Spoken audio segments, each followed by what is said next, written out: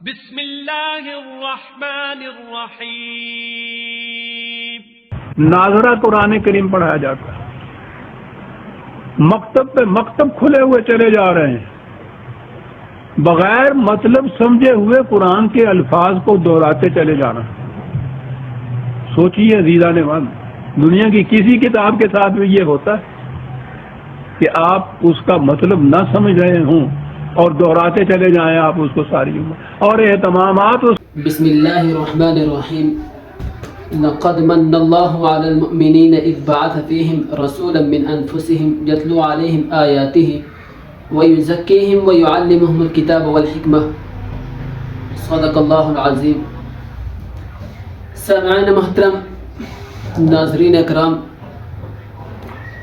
میں آج آپ حضرات کے سامنے ایک اہم مسئلے کو لے کر حاضر ہوا ہوں، اور ایک بہت ہی اہم اشکال جو ہماری عوام الناس کے دلوں میں بٹھایا جا رہا ہے، اور یہ جو اشکال ہے اور یہ جو سوال ہے یہ باطل کی طرف سے ہے۔ جب ایک عام بندہ اس کو سنتا ہے، یہ جب عوام الناس میں یہ بات جاتی ہے، جو مغربی تہذیب سے لوگ مرغوب ہیں، جب ایسی باتیں وہ سنتے ہیں تو وہ واقعتاً کہتے ہیں کہ یہ اشکال، یہ سوال، یہ کوشچن مارک بالکل صحیح ہے۔ بظاہر تو وہ صحیح لگتا ہے، جیسے ابتدا میں آپ موصوف کی گفتگو آپ سنیں گے، انہوں نے یہی اعتراض قرآن پر، قرآن پڑھانے والوں پر، مدارس پر کیا ہے۔ وہ اعتراض یہ کیا جاتا ہے کہ قرآن مجید کو بغیر سمجھے، بغیر ترجمہ پڑھے پڑھنا بے فائدہ ہے۔ یہ اعتراض موصوف نے بھی کیا ہے، اور ساتھ ساتھ مدارس کے بارے میں بہت سارے الفاظ کہے ہیں۔ میں نے آپ حضرات کے سامنے ایک آیت مبارکہ تلاوت کی ہے، سورہ آل عمران کی۔ لقد من اللہ علی المؤمنین اذ بعث فیہم رسولا من انفسہم یتلو علیہم آیاتہ۔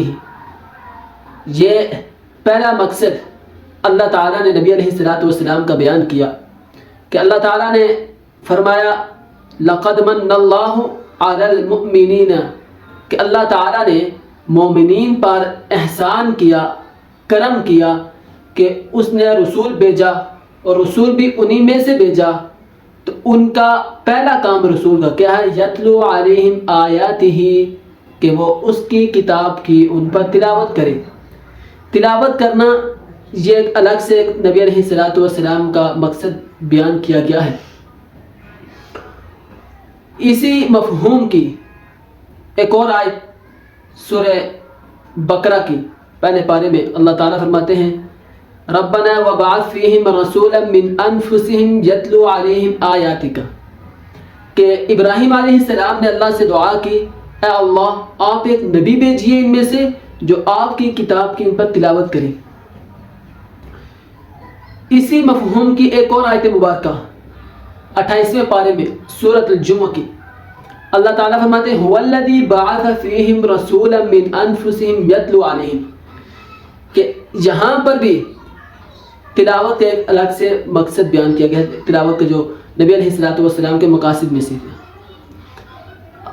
قرآن کی جو تلاوت ہے یہ اپنے اندر ایک الگ سی تاثیر رکھتی ہے، اور اسی وجہ سے حدیث مبارکہ سے معلوم ہوتا ہے کہ جب نبی علیہ السلام قرآن مجید کی تلاوت کرتے تھے تو جو کفار تھے وہ چھپ چھپ کر سنا کرتے تھے۔ اس میں ایک ایسی عجیب و غریب تاثیر تھی،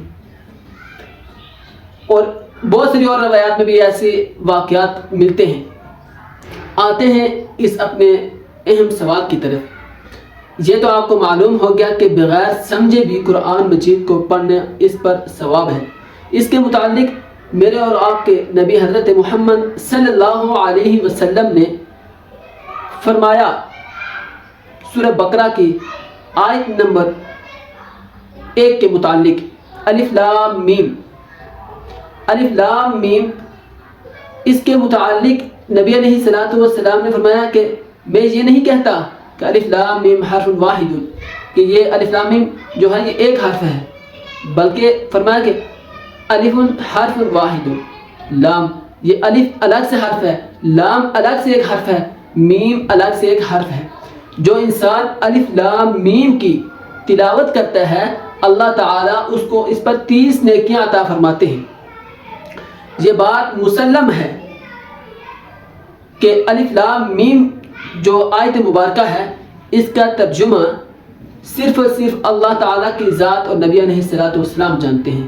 بعض روایات میں آتا ہے علماء فرماتے ہیں کہ صرف اللہ تعالیٰ جانتے ہیں، بعض علماء کہتے ہیں کہ اللہ اور اللہ کے نبی صلی اللہ علیہ وسلم جانتے ہیں۔ یہ اللہ اور نبی علیہ الصلوۃ والسلام کے درمیان ایک ٹاکنگ کوڈ ہے۔ اب جو لوگ یہ کہتے ہیں کہ قرآن مجید کو بغیر سمجھے پڑھنا بے فائدہ ہے، کوئی مقصود نہیں ہے، کوئی اس کچھ حاصل نہیں ہوتا، تو اس روایت کے روشنی میں اور جو میں نے آیت مبارکہ آپ حضرات کے سامنے تلاوت کی، کیا واقعتاً ان کا یہ اعتراض صحیح ہے؟ بالکل بھی صحیح نہیں ہے۔ یہ بات بالکل کلیئر ہوگی۔ آگے چلیے، ان کا جو اشکال ہے، ان کا جو سوال ہے وہ اس نوعیت سے ہونا چاہیے کہ ہر انسان کو، ہر مسلمان کو چاہیے کہ وہ قرآن مجید کو پڑھے اور اس کو سمجھے، اس کی تفسیر پڑھے اور اس کو عمل میں لائے۔ یہ چیز ہے، یہ نہیں ہے کہ قرآن مجید کو بغیر سمجھے بھی نہ پڑھا جائے۔ میرے بھائی اور دوستو، مدارس کے بارے میں، مساجد کے بارے میں ایک نیگیٹو پہلو کو پھیلایا جا رہا ہے کہ آیا یہ ترجمہ نہیں پڑھاتے، تفسیر نہیں پڑھاتے۔ الحمدللہ ثم الحمدللہ، مدارس میں ترجمہ بھی پڑھاتے ہیں، تفسیر بھی پڑھاتے ہیں، نبی علیہ الصلوۃ والسلام کے فرامین بھی پڑھاتے ہیں۔ اب ایک بچہ ہے، وہ گاؤں کی کسی بستی میں چھوٹی سی مسجد ہے، وہاں پر پڑھنے کے لیے جاتا ہے، 4-5 سال کا بچہ۔ میرا آپ سے سوال ہے، کیا اس کو ترجمہ سمجھ آ سکتا ہے؟ نہیں آتا، پڑھایا بھی جائے تب بھی نہیں آتا۔ اس کو اس طرح سے سمجھیے، ایک بچہ ہے، اس کو آپ اسکول میں بھیجتے ہیں، کیا پہلے دن ہی اس کو کہتے ہیں کہ 9th کلاس میں بٹھائیے میرے بچے کو، 10th کلاس میں بٹھائیے، اس کو سائنس پڑھائیے، کیمسٹری پڑھائیے، بیولوجی پڑھائیے؟ نہیں، بلکہ پہلے دن وہ اسکول میں جاتا ہے، ابھی تو جو فرسٹ گریڈ ہے اس سے پہلے بہت سے درجات آ چکے ہیں، تو اس میں اس کو سب سے پہلے ABCDEF پڑھایا جاتا ہے۔ جب دوسری کلاس میں پہنچتا ہے، نیکسٹ اسٹیج آتا ہے، اس سے آگے، اس سے آگے، اس سے آہستہ آہستہ جب وہ 7-8 درجے کلاسز پڑھ چکا ہوتا ہے، تو پھر اس کی سمجھ میں تھوڑی سی انگلش آ جاتی ہے، ٹھیک ہے۔ جیسے کہ اگر کوئی اس سے سوال کرے نرسری کے بچے سے، ٹھیک ہے، جو پہلے دن ہی اسکول گیا ہے، جس کو شدھ بدھ کچھ نہیں ہے انگلش کے ساتھ، اس سے انگلش میں ٹاکنگ کرے، اس کو کہے میری برات جانے، مجھے کیا پتا کیا کہہ رہے ہیں، لیکن اسی بچے سے آپ 10-12 سال کے بعد انگلش میں بات کریں تو وہ آپ کو صحیح کر کے جواب دے گا۔ تو ایسے ہی جو قرآن اور حدیث ہیں، ان کو سمجھنے کے لیے پہلے قرآن کو صحیح کر کے پڑھنا ضروری ہے، یہ قرآن کا حق ہے، ٹھیک ہے۔ اس کے بعد عربی کو سیکھنا کہ عربی میں اس جگہ پر اس لفظ کا کیا معنی ہوگا، اس جگہ پر کیا معنی ہوگا۔ اگر ایسا نہیں ہوگا، اگر ہم اساتذہ سے، علماء سے قرآن کو نہیں سیکھیں گے، تو پھر آپ کے سامنے آپ کو مجھ سے بہتر پتہ ہوگا جو لوگ سوشل میڈیا کا استعمال کرتے ہیں، کہ سوشل میڈیا پر کیسے لوگ ہمارے نوجوانوں کو، ہمارے طبقے کو، ہماری سوسائٹی میں کیسے لوگ رونما ہو رہے ہیں، کیسے لوگ سوشل میڈیا پر آ کر دین کے متعلق باتیں کر رہے ہیں۔ اس لیے میری آپ سے یہ درخواست ہے، میری آپ سے یہ ریکویسٹ ہے کہ خدا را دین کو سمجھیے، جو دین کو سمجھانے والے ہیں، جن کے متعلق نبی علیہ الصلوۃ والسلام نے فرمایا العلماء ورثۃ الانبیاء، علماء سے سمجھیے۔